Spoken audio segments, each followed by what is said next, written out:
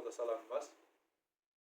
გაიარა ერთ-ერთ საფლავთან და იკითხა მენ საჰიბუ ჰაზალ ყაბრი ამ საფლავის პატრონი ვინ არის? პატრონში გულისხმობს ვიცი წევს. ანუ ვისი საფლავია ეს? ფეყალუ ფულანე და იქ ყოფება უთხრეს რომ ამა და ამ პიროვნების საფლავია ეს. ფეყალე და მან ასე თქვა ამის შემდეგ.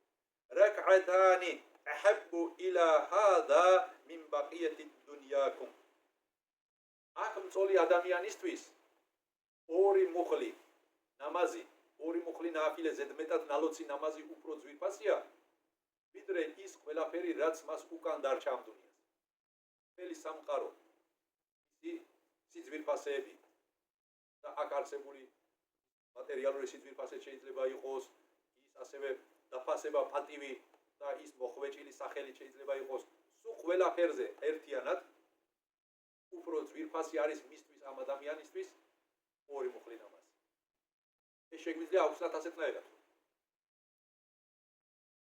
ადამიანი ამ ყველაფერს რომ მას კონდეს ეს ყველაფერი რომ მის მფლობელობაში იყოს იმ ადამიანის მფლობელობაში ადამიანი ორი მუხლი ნამაზის ასათ ამ ყველაფერს გაიღებდა რომ მე იმ ორი მუხლის ნამაზის მადლი სადმეიდან აქ საფლავის მიწის ქვეშ მყოფს დამემატებოდეს და სადმეიდან ამაში წამადგებოდეს გაუმადგებოდეს.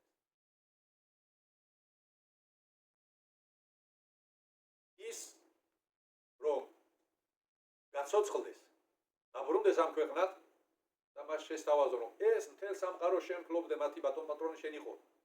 ის გირჩევნია თუ კიდევ ორი მუხლი ნამაზის ლოცვის საშუალება მოგეცეს. აირჩევდა ორი. ანუ იქ მყოფის მდგომარეობას აღვიწერს შუამავალი სალლალლაჰუ ალეიჰი ვასალამ რომ იმან უკვე ასბა ჭეშმარიტებას.